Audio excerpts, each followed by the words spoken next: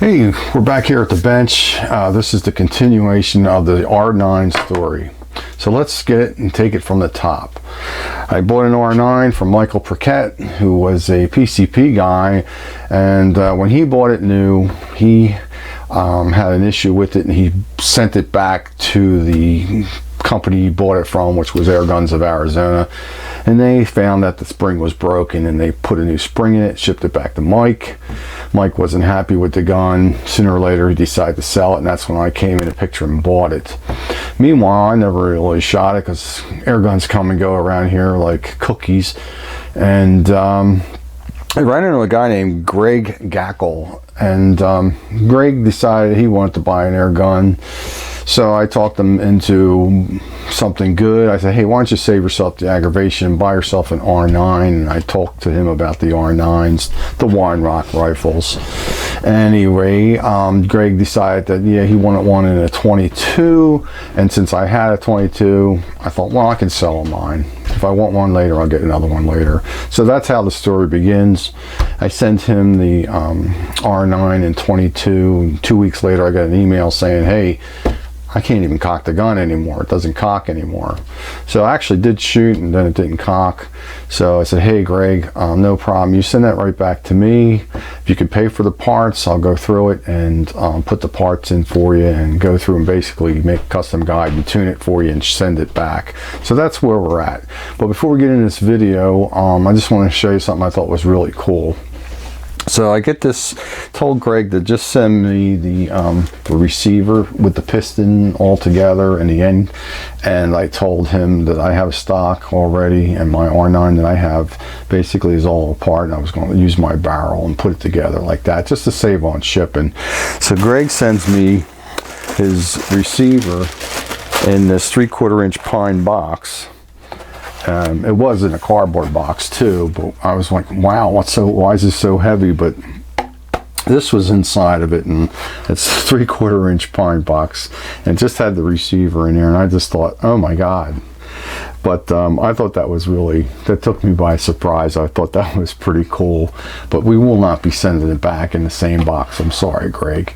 That's just going to make shipping too much money. But at any rate, on top of the box, Greg had an initial problem, and give me a second, is that the R9 would not cock. Let's see if I can get onto the bench properly. A little bit more. Something like that. Who knows? So the gun would not cock. So I took it apart. Now remember, I only have the receiver and the actual end here, and Greg was going to do it himself, but since he was new to air guns, I talked him out of it. I said, nah, not for the first time, don't do it. But I did send him a link that I found on eBay, on YouTube, that, you know, the guy, typical one where I think he's in Germany or one of those places, and he takes the gun apart and shows you how to do it. But I showed him that one. But this is what was in the gun. Now, Michael Perquette said that the AOA had put a tarantula spring in the gun. And this is what I found. So here's the spring, the original spring that was in the gun from AOA when they replaced it. Now, this is a brand new Air Rifle Headquarters spring. So the typical Hornets that we put in, I made a custom guide for it. And it looks like this. Notice I can take it off with 2 fingers. You know, that's the way you're supposed to make a guide. You're supposed to make it so that to get it off, you would take 2 fingers, even if it's hard, but at least you can get it off with your 2 fingers. So that's what I call a good guide for an R9. And of course this goes like that, and it spins, and it comes up, and it's nice and even there. I don't know if you can see that or not, but that's the guide. Now the guide's a little bit thicker on the end here, so there's a little bit of preload compared to the original one, which would look like that. So you can see where my index finger is. There's a little bit of preload, and the guide's a little longer. So we have a Hornet spring going in. We have a tarantula spring supposedly going out. Now what I found to be the issue, you don't forget I haven't put this together yet, but I was able to get the trigger and engage it and then fire it with no problem on the bench. So I'm pretty much betting that his issue is the old guide and this tarantula spring. So here's what I found on that. So we all know that the spring, or most of us know that the spring will have one end that's wider, one end that's a little tighter. Normally you would use the end that's wider for the end of the spring guide. Well, the factory spring guide from Weihrauch was in the spring so tight, it was just, I couldn't get it out. I took me a big fat screwdriver and a lot of effort to pry this thing out. So on one end, then this end is starting to can already. That's, I don't know if you can see that. I can get it in this far, and so there I can get it in, force it, and maybe get it out. But this end is the end I believe this thing was in, and it was on so tight. So that was causing an issue. How tight is it? Well, right here is a lot of effort just to get that much of it out.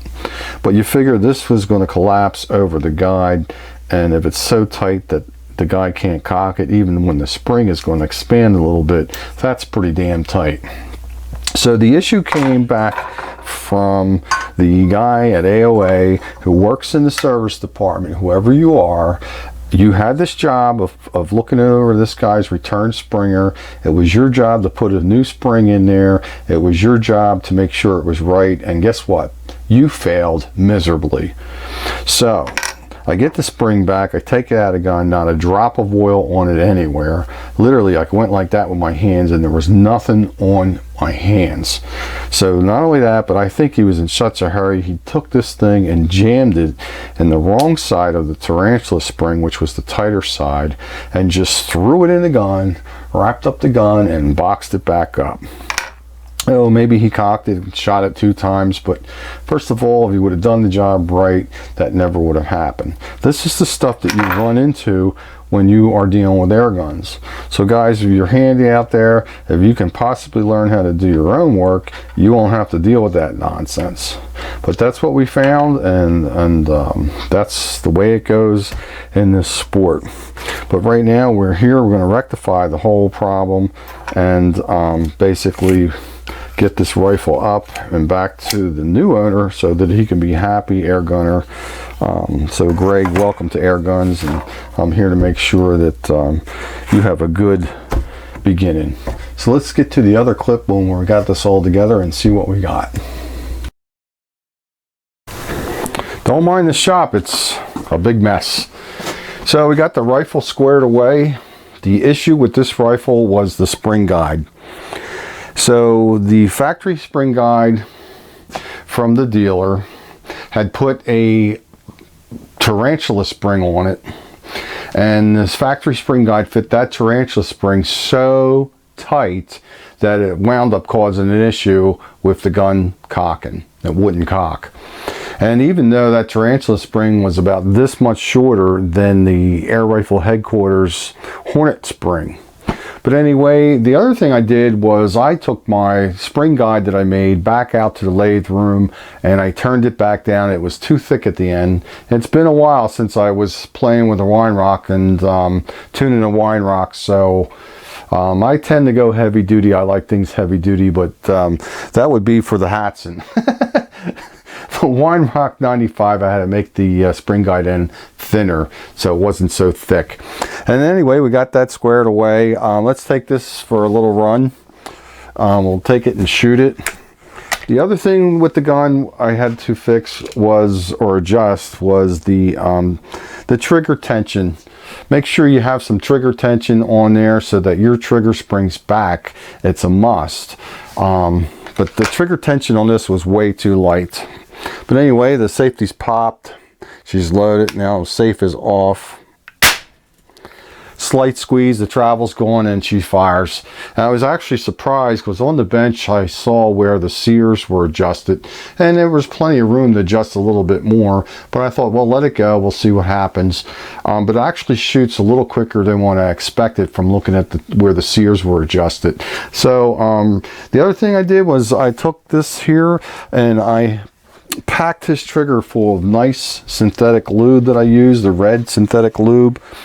The receiver I did not cross hatch this time. I cleaned the grease out that they use, or the oily lube, and I used the red lube.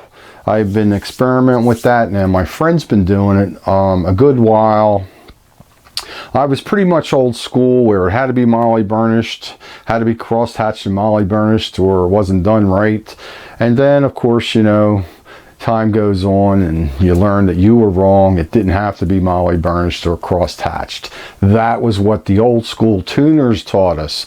But anyway, this lube is a red synthetic lube from Supertech. You can get it at Walmart in a can.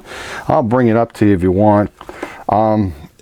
The gun's not dieseling anymore. For the way I work on these, I'll work the receiver and work the piston back and forth, and then I'll pull the piston, and if there's any excess on the face, that gets wiped off. Any excess on the bottom of the receiver where the air chamber is, I wipe that out. But anyway, here, this is what I've been using. I don't know if you'll see it so clearly. Let's see if it's in my other videos. I really like this lube. I really like it a lot. Like I said, you can get it at Walmart, and it looks just like that. It's red and synthetic. It's dark ruby red. Really good stuff. Time will tell. You know, you can only live and learn with air guns. And you know what? It's been a while since I did a weihrauch. I've been working these Hatzens for so long that I forgot the end of that spring guide needed to be thinner. But that's all right. Part of air guns. Don't crucify yourself when you make a mistake. But anyway, that's it. Now we have a guy, Mr. Greg Gackle. He's going to be happy now with his new gun. It's been going through. It's been adjusted. There's a new spring guide made. Not a bad deal. He got this for a good price also off of me. And Michael Priquet, I don't blame you. Hey, what do you know? You're just getting into spring guns, and maybe it was working fine for you. I don't know, but obviously there's an issue down the road later, and I hope you find a gun you're looking for. I think you were looking for at 97K you were going to buy. I hope you like it if you do buy it. But the 95 gun, the weihrauch 95, is an awesome gun. Absolutely. I call it the Winchester of air guns. It really is a nice gun overall for everything you need to do. Well, let's wrap it up. I got to take the stock off. I got to take the barrel off. And I got to get this guy's receiver shipped up. And I'll have my wife drop at the post office while I go to work tomorrow. Take care and be safe. And thanks for hanging out.